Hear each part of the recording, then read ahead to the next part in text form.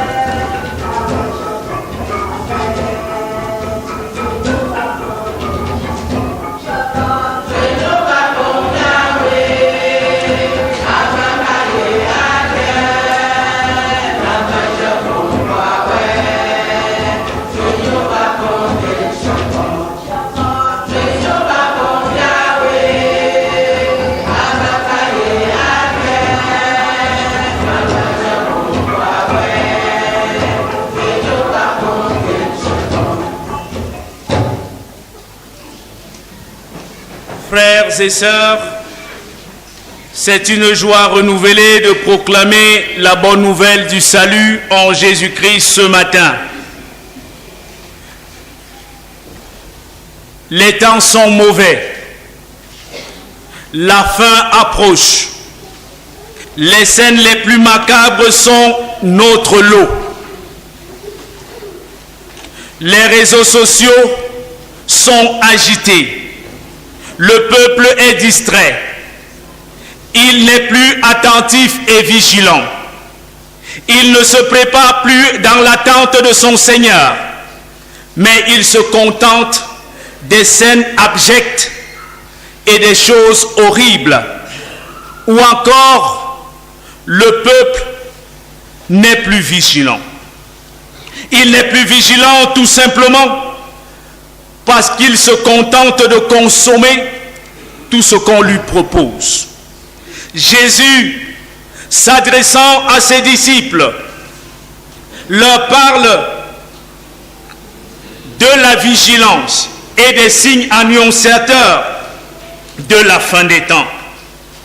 Dans ces signes annonciateurs de la fin des temps, Jésus, qui est la lumière, nous annonce que le ciel s'obscurcira.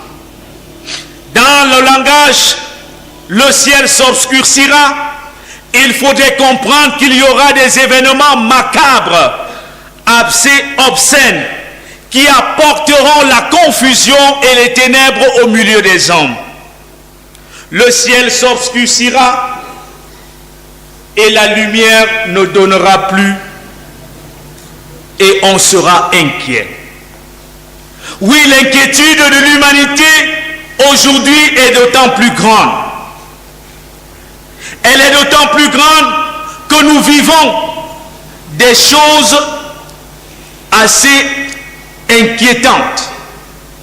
Et pour Jésus, c'est à ce moment-là qu'on verra le Fils de l'homme venant sur des nuées avec une grande puissance et dans sa gloire.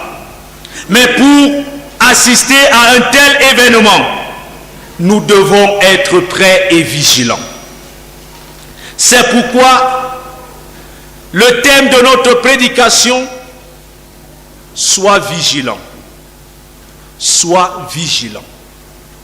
La vigilance en elle-même n'est pas le fait de rester sans dormir, mais c'est de veiller à ce que son cœur ne se laisse perturber ou troubler ou embrigader dans les cercles infernaux du péché.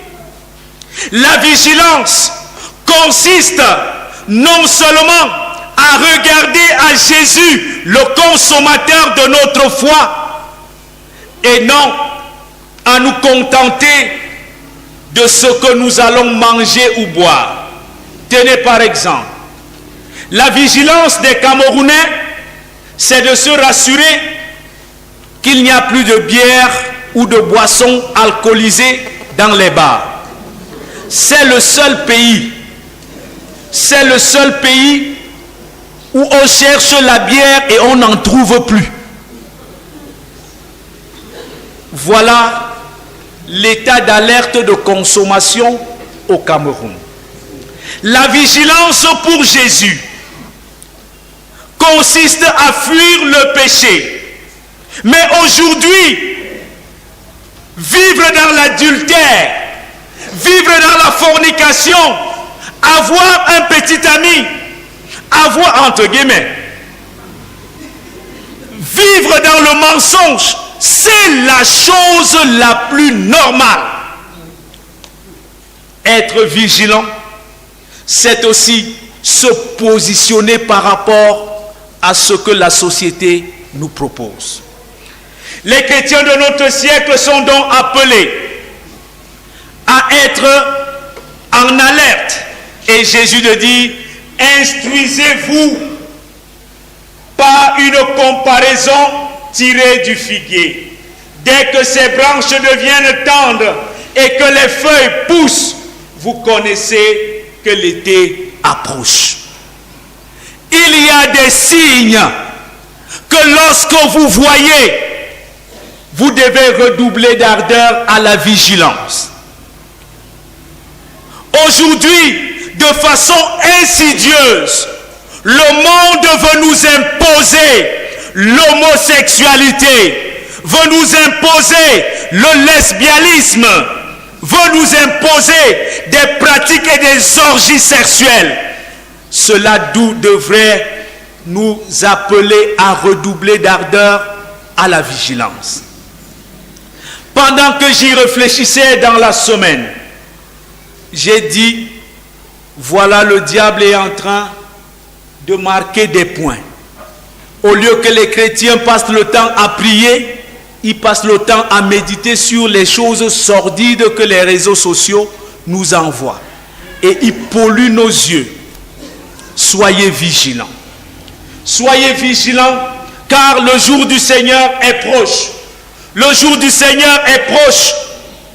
Il y a des signes annonciateurs qui nous montrent que les hommes de ce siècle, regardez un temps soit peu, toute l'agitation et tout le tapage qui est fait autour du coronavirus. On se demande qu'est-ce qu'il faut croire et qu'est-ce qu'il ne faut pas croire. Soyez vigilants.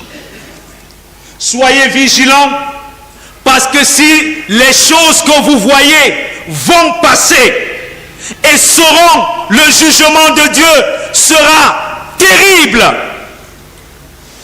Il y a une chose qui ne passera pas, c'est la parole de Dieu. Et si cette parole n'est pas gravée dans nos cœurs, alors nous passerons avec les choses parce que la parole ne sera pas en nous et nous passerons aussi. Quelle est la place de la parole dans ton cœur? Quelle est la place de Jésus dans ton cœur, dans ce monde agité? Bientôt, ce sera la période entre guillemets des funérailles. Des gens vont déserter la présence de Dieu pour des morceaux de plantain, pour dire qu'ils vont lamenter des parents. Soyez vigilants. Soyez vigilants. Il y a plusieurs choses de façon insidieuse qui sont introduites au milieu de nous, pour lesquelles nous n'avons plus le temps pour notre Seigneur. Pour ce qui est du jour ou de l'heure, personne ne sait ni le jour ni l'heure. Mais le jour importe peu. L'heure aussi importe peu. Ce qui est important, as-tu une relation avec Jésus? As-tu préparé ta place dans le ciel de Dieu? Que ce soit maintenant, que ce soit demain, est-ce que tu seras là-bas? Alors, à cette question, chacun va dire oui, j'y serai. Non, je n'ai pas demandé de répondre. Tout le monde aimerait être là-bas. Mais pour y être, quelle est ta relation à Jésus? Quel est ton degré de vigilance et de discipline spirituelle? Quel est ton degré d'engagement pour les choses saintes? Oui, quand ces choses arriveront, cela annonce que la fin est proche. Et l'apôtre Pierre nous dit, mes frères, la fin de toutes choses est proche. Soyez sages et sobres pour vaquer à la prière. Parlant donc de la sobriété. Combien de chrétiens comprennent encore qu'il faut être sobre dans leur vestimentaire, dans leur façon, dans leur langage et dans leur être et paraître? On est tellement agité, on est tellement enclin à faire des choses ou à s'habiller de façon ostentatoire pour paraître et pour attirer les regards. Pour Jésus, nous devons être prêts. Et comment s'y préparer? Dans la prière et dans une intime communion avec le Seigneur. Quand l'été approche et qu'on regarde le figuier et que les figues sont vertes, les feuilles sont vertes, cela suppose que les fruits arrivent. Mes frères, ce que le monde nous propose maintenant annonce que la fin est proche. Bientôt, c'est la fin d'année. Les réseaux sociaux et les sectes ésotériques sont prêts à faire des sacrifices et des rituels, se préparent à sacrifier. Mais, es-tu vigilant? Es-tu vigilant? Nous sommes prêts à courir après l'argent. Mais sommes-nous prêts à garder le regard fixé sur Jésus? Quand vous verrez ces choses, sachez que la fin est proche. Dis à ton voisin, sois vigilant. Oui, être vigilant, mon frère, ma soeur, consiste à rester dans la parole. À rester dans la parole. Et non à des discours et à des fables habilement conçues. Aujourd'hui, les hommes se préoccupent de ce qu'on a dit, mais ne se préoccupent pas de ce que Dieu a dit. Les discours et les fables seront habilement conçus pour vous écarter de la sainte doctrine. Et vous passerez à longueur de journée à WhatsApper, à Facebooker, sans toutefois chercher la présence de Dieu. Et alors, la fin viendra. Et la fin, ce n'est pas la fin de tout le monde. La fin dont il est question ici, premièrement, c'est la fin de votre propre vie. Et quand la fin de votre propre vie viendra, alors vous aurez passé votre temps loin de Dieu. Et quand la fin annoncée, c'est-à-dire la parousie qui est déjà annoncée ici, l'abandon de la foi, plusieurs sont en train d'abandonner la foi tous les jours. Plusieurs sont en train de délaisser la parole de Dieu au profit des traditions, au profit des philosophies, au profit des idéologies. J'ai fait un tour le 6 novembre quelque part. Et j'ai été curieux de voir les gens qui avaient une tenue dite du parti de la flamme ou du flambeau.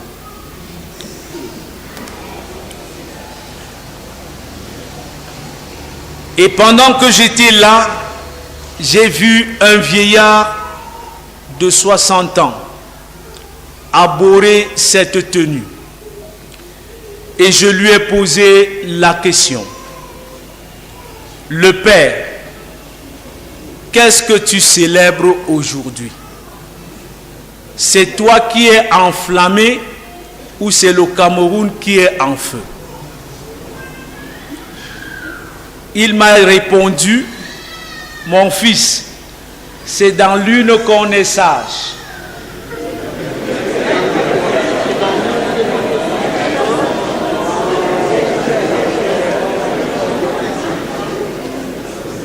Il m'a répondu, c'est dans l'une qu'on est sage.